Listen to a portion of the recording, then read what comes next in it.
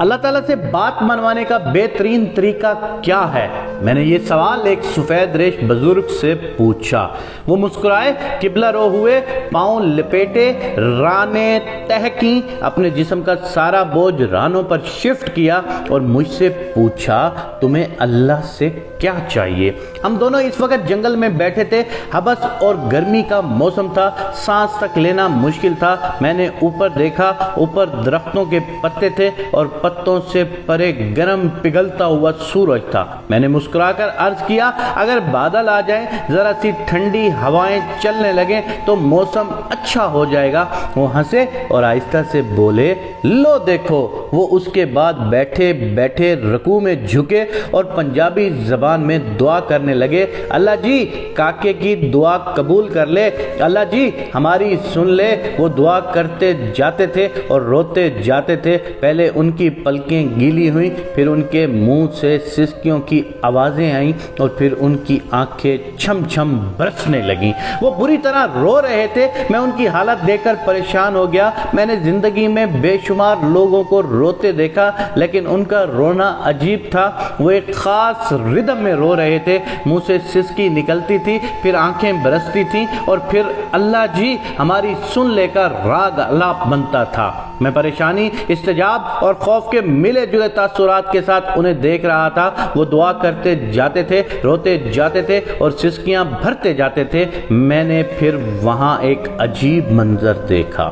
مجھے ہوا ٹھنڈی ہوتی ہوئی محسوس ہوئی۔ آسمان پر اسی طرح گرم سورج چمک رہا تھا، لیکن جنگل کی ہوا میں خنکی بڑھتی جا رہی تھی۔ میری پیشانی، سر اور گردن کا پسینہ خشک ہو گیا۔ میرے سینے اور کمر پر رینگتے ہوئے قطرے بھی غائب ہو گئے۔ میں ٹھنڈی ہوا کو محسوس کر رہا تھا اور حیران ہو رہا تھا۔ میرے دیکھتے ہی دیکھتے پتوں نے تالیاں بجانا شروع کر دیں، شاخیں ایک دوسرے کے ساتھ الجھنے لگیں، پودے ہوا کی موسیقی پر ناچنے لگے اور پھر بادل کا ایک ٹکڑا کہیں سے آیا اور سورج اور ہمارے سر کے درمیان تن کر ٹھہر گیا۔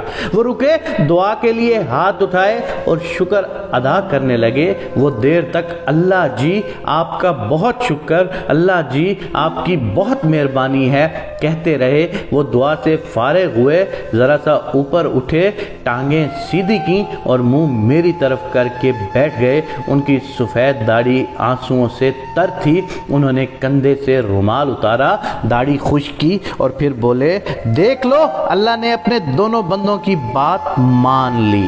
میں نے ان کا ہاتھ پکڑا، چوما اور پھر عرض کیا، بابا جی لیکن اللہ سے بات منوانے کا فارمولہ کیا ہے؟ اللہ کب، کیسے اور کیا کیا مانتا ہے؟ وہ مسکرائے، شہادت کی دونوں انگلیاں آنکھوں پر رکھیں اور پھر بولے، یہ دو آنکھیں فارمولہ ہیں۔ میں خاموشی سے ان کی طرف دیکھتا رہا۔ وہ بولے، میں نے یہ فارمولہ اپنی ماں سے سیکھا۔ میں بچپن میں جب بھی اپنی ماں سے کوئی بات منوانا چاہتا تھا تو میں رونے لگتا تھا۔ ماں سے میرا رونا برداشت نہیں ہوتا تھا۔ وہ تڑپ اٹھتی تھی، وہ مجھے گود میں بھی اٹھا لیتی تھی، مجھے چومتی بھی تھی، میری آنکھیں بھی صاف کرتی تھی اور میری خواہش، میری ضرورت بھی پوری کرتی تھی۔ میں ماں کی اس کمزوری کا جی بھر کر فائدہ اٹھاتا تھا۔ میں رو رو کر اس سے اپنی پسند کے کھانے بھی بنواتا تھا، اس سے نئے کپڑے اور نئے جوتے بھی لیتا تھا اور کھیلنے کے لیے گھر سے باہر بھی جاتا تھا۔ وہ رکے اور پھر آہستہ سے بولے، میں نے جب مولوی صاحب سے قرآن مجید پڑھنا شروع کیا تو مولوی صاحب نے ایک دن فرمایا، اللہ تعالیٰ انسان سے 70 ماؤں سے زیادہ پیار کرتا ہے۔ یہ فکرہ سیدھا میرے دل میں لگا اور میں نے سوچا، میں رو کر اپنی ماں سے سب کچھ منوا لیتا ہوں، اللہ اگر مجھ سے 70 ماؤں جتنی محبت کرتا ہے تو پھر میں رو رو کر اس سے کیا کیا نہیں منوا سکتا۔ وہ رکے اور بولے، بس وہ دن ہے اور آج کا دن میں روتا ہوں، اللہ کی ذات میں 70 ماؤں کی محبت جگاتا ہوں اور میری ہر خواہش، میری ہر دعا قبول ہو جاتی ہے۔ آج میں آپ کو اور اپنے دیکھنے والے تمام دوستوں سے یہ گزارش کرتا ہوں کہ جس طرح تم نے بچپن میں اپنے ماں باپ سے اپنی باتیں منوائی ہیں، اگر ایک بار اس ذات باری تعالیٰ کے آگے گڑ گڑا کر اپنی بات کی معافی مانگو، اپنی ذات کی معافی مانگو، اس اللہ تعالیٰ کے آگے اپنا آپ بچھا دو، اس کے آگے رو کر اس کے آگے اپنی التجا کرو،